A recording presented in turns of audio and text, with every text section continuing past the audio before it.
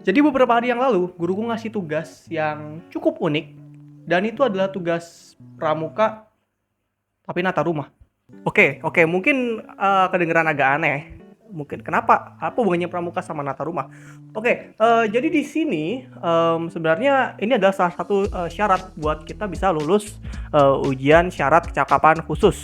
It's here, and dan ini memang tugasnya itu adalah penataan rumah. Dan bagaimana caranya? Jadi di sini kita diberikan kayak semacam modul. Modulnya itu ya simply cara gampang kita bisa menyelesaikan tugas ini. Maksudnya lebih kayak rangkuman dibagi 3, tugasnya ngapain aja gitu. Yang pertama itu adalah kita harus mendekorasi dan menghias ruangan. Kira-kira ruangan apa yang bakal gue pilih? Kamar aja kali ya.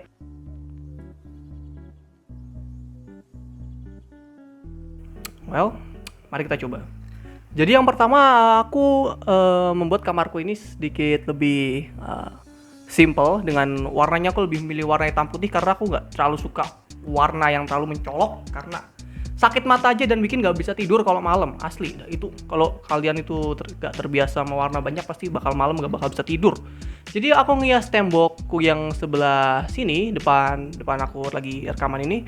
Di sini banyak gambar-gambar ikan, sama ada posternya si Kratos di sini sama sedikit gambar-gambar kecil. Ada juga alfabet dari Lanota, ya itu alfabet, ya itu alfabet kalian lihat kayak ya itulah. Lalu di sini ada poster, poster itulah.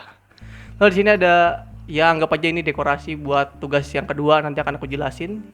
Di sini juga ada fosil ikan aku yang sudah 6 tahun menemani, tapi ikan ini mati karena entah kenapa mati. Di sini ada Herta juga. Halo Herta.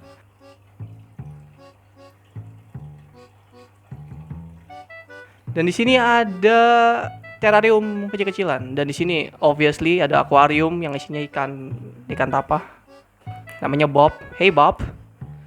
Lalu di tepat di atas kasurku ini banyak gambar-gambar aku, ada gambar-gambar random juga, nggak random di sini karena aku lebih suka horor, jadi banyak gambar horor. Nggak mimpi buruk, nggak, aman aja. Ada juga poster buatan temanku, ya shout out to Nel Himdandan, nanti ada deh tagnya YouTube sama Instagram di bawah deh, gampang deh. Terus ada poster Gyoksor juga di lampu, dan itu bagus banget kalau nanti dinyalain, dan posternya sebenarnya kelihatan nyala, cuman itu nanti di segmen ketiga, segmen berikutnya. Lalu di sini ada buku-buku, ada kipas angin, ada meja, aku tata seperti ini soalnya lebih gampang aja ngambil daripada terlalu rapi. Kalau terlalu rapi sebenarnya pusing juga, jadi mending agak berantakan dikit dan lebih enak gitu loh ngambil. Dan I think that's all for this segment. Oke, yang segmen berikutnya adalah kita harus membuat yang namanya dekorasi. Dekorasi? Bentar, gua baca dulu. Membuat minimal setidaknya 2 dari bahan-bahan sekitar seperti batu, bunga, kayu. Batu, bunga, kayu. What should we do about this thing?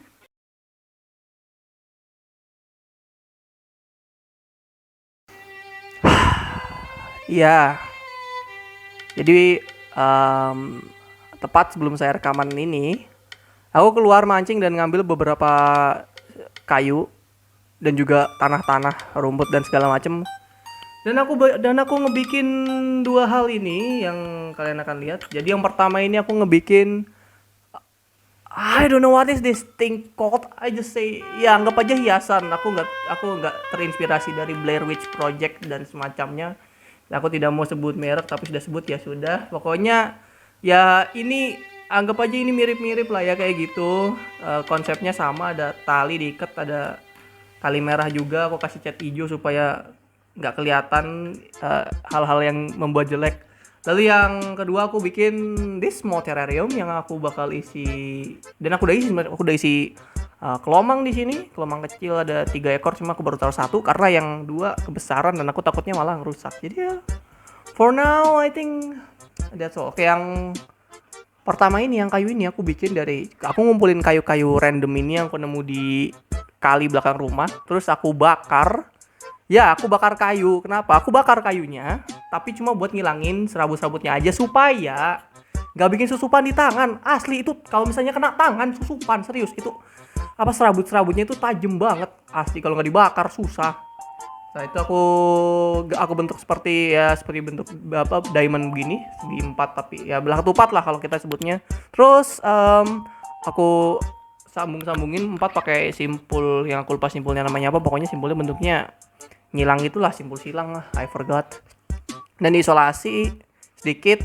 Coba karena isolasinya nggak terlalu worth it, akhirnya aku pakai tali lagi aja, aku tebelin. Akhirnya karena cuman kotak doang, akhirnya aku kasih garis pakai benang wool, aku kasih bentuk kayak bintang begitu di tengah. Dan karena tengahnya agak nggak rapi, akhirnya aku kelilingin sisa woolnya di situ.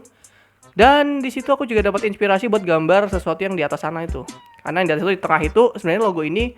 Dan supaya ada korelasinya dekorasi sama hiasan kamar aku bikin hal ini supaya berkesinambungan, supaya nantinya aku bakal bisa ngebuat art dan aku bakal ngebikin sebuah cerita sendiri tentang gambar-gambar dan karya seni. So stay tune. Oke, setelah kita sambung, akhirnya kita cat, kita gantung di depan sini. Nanti gue kasih lihat videonya tuh. Nah, yang pertama itu. Kalau yang kedua, aku bikin ini terrarium. Jadi base-nya itu yang pertama aku kasih tanah biasa dulu. Lalu yang kedua ada kokopit. Habis itu aku kasih lumpur supaya kalau misalnya aku kasih air nanti ada bagian tengahnya itu supaya tidak ini loh. Ada kayak kolam gitu supaya ya kayak kolam air gitu, genangan air ya biar keren. Aku kasih lumut-lumut, ada batu, ada rumput-rumput random juga aku ambil. Aku sama nemu tanaman satu, aku taruh aja, nggak tahu nih tanaman apaan, taruh aja pokoknya. Sama batu yang udah ada sedikit benih rumput, ya benih rumput akhirnya aku taruh aja di situ. Dan untuk dekorasinya mungkin itu aja, bakal aku taruh di yang ini, aku taruh di paku di atas sana, dan yang terrariumnya bakal aku taruh di dekat akuarium supaya lampunya itu bisa menerangi lumut dan rumput jadi nggak mati, begitu aja gitu. Oke, and then next soal nomor 3, mari kita lihat. Mengerti cara mengatur lampu dan sirkulasi udara dalam ruangan. Oke, lampu dan ventilasi udara. I think I just gonna explain that this huge light bulb above my head atau lampu besar yang di atas kepalaku ini adalah sumber penerangan utama kamar ini kalau di malam hari. Kalau di siang hari kan misalnya di jendela belakangku ini, jendela ini itu kalau dibuka rasanya kayak kena flashbang. Think fast, Chuckle Nuts. Literal flashbang, putih semua, kilo banget. Dan itu cukup berguna sebenarnya buat tanamanku yang ada di akuarium supaya nggak mati, supaya dia bisa berfotosintesis. Lalu di akuarium juga ada lampu, dan sebenarnya keren banget kalau misalnya malam itu kalau mau tidur, yang pertama tuh lampu bisa dimatiin dulu. Jadi cuma lampu akuarium dan lampu tidur yang kecil itu doang yang nyala, dan itu cukup nenangin karena dari POV dari kasur ini itu nggak silo lampunya dari bawah, dan itu malah kelihatan kayak ada spektrum rainbow kayak RGB gitu lah, kayak akuarium gamer. Kapan lagi sih akuarium gaming? Kapan lagi? Akhirnya terus lah itu jadi itu lightningnya cuma dari 3 sumber itu. Di sini ada lampu juga satu, cuma I think it's not broken, but I'm too lazy to turn it on since it was on my parents' bedroom, the switch, and I'm too lazy to go to my parents' bedroom just to turn on the switch and turn off it again. So then I'm just gonna be sitting here and then just changing all the lights that I can.